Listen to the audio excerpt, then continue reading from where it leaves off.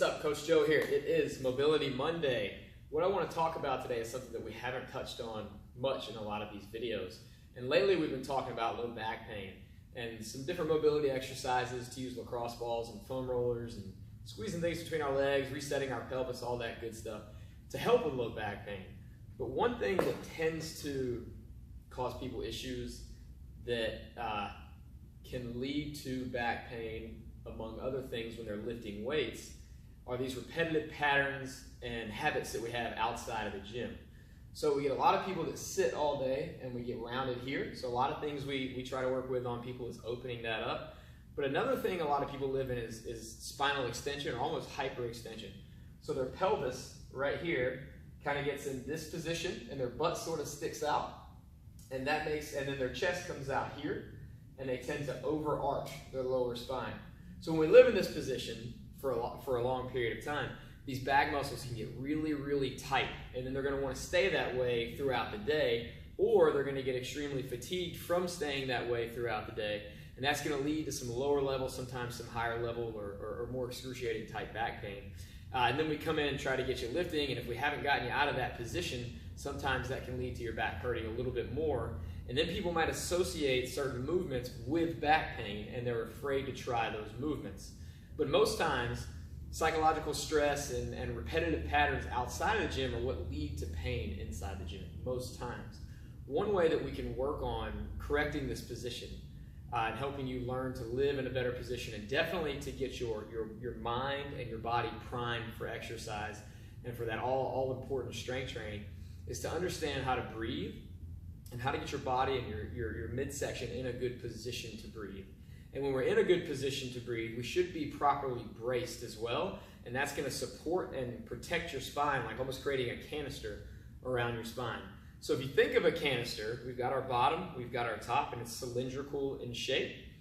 We don't have any sides of it caved in. So if you compare that to our trunk, we want it to be shaped kind of similar. We've got a top, we've got a bottom. And it's the same all the way around, whether it's a box or we're talking about a cylindrical canister.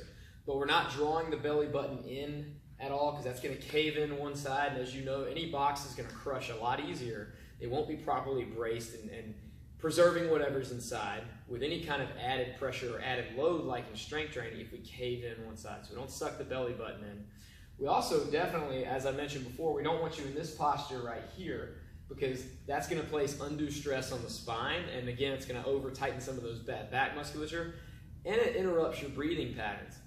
So we can use our breath to eliminate that hyperextended or that extended position with a simple cue. Now, a lot of times we'll say tuck your tailbone between your legs, or squeeze your glutes, or squeeze a penny between your butt cheeks, right? Like it's this right here. We're trying to get you to tilt that pelvis or tip it over backwards, because right now it's a little bit tilted forward.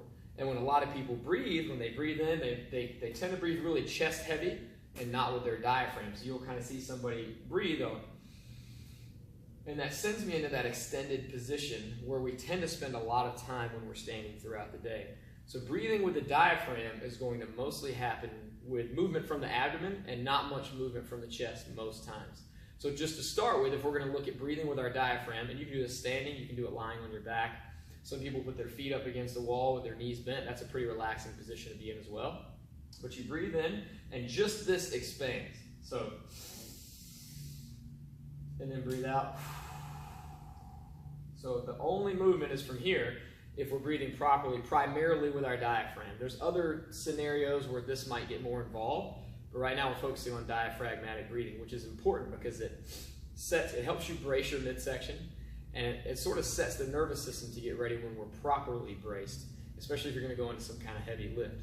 So to get you to use breathing to get you out of this position that I just talked about that we spend a lot of time in, I want you to, after you breathe in and that diaphragm expands, we're going to breathe out as hard as you can. And it will usually pull you out of that extended position and help you create a canister so this is nice and straight.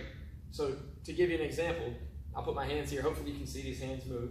And I'll take a big deep breath in. And now I haven't breathed out yet, but I'm going to breathe out as hard as I can.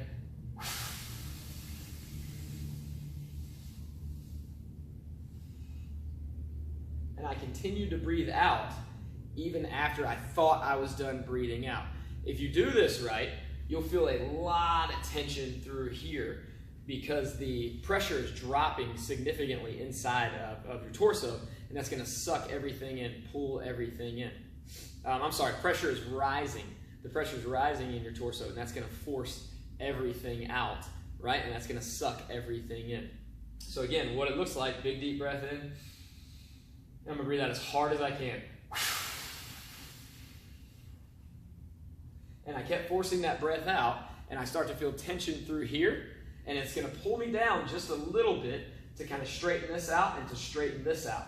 Now, my body is braced, and I'm in a fantastic position to lift weights. I'm in a great position to do anything on the floor, whether I'm in this half kneeling position, whether I'm getting ready to go into a squat. It could be something where we want to activate those abs and go into some kind of alternating movement pattern here. But if we breathe in and breathe out as hard as we can, now my back has flattened out a little bit, and I can maintain that if I keep that tension and still breathe. I don't have to hold my breath. I can maintain that tension, just breathe lightly as I go through different correctional type patterns and trying to work on my abs. So, to do this correctly, I know this is a long video, but what I wanted to focus on was learning to breathe properly, and specifically with the cue, exhale as hard as you can to create tension to help you properly brace. If you can learn to exhale as hard as you can before you go into some type of movement, you're a lot less likely to have any kind of back pain at all, and your brain is going to be primed for activity, and your spine is going to be 100% safer than it was before you exhaled as hard as you could. So that's Mobility Monday today, because it's going to improve your mobility and your lifts if we're properly braced. If you have any questions at all, toss them down below. Thanks, guys.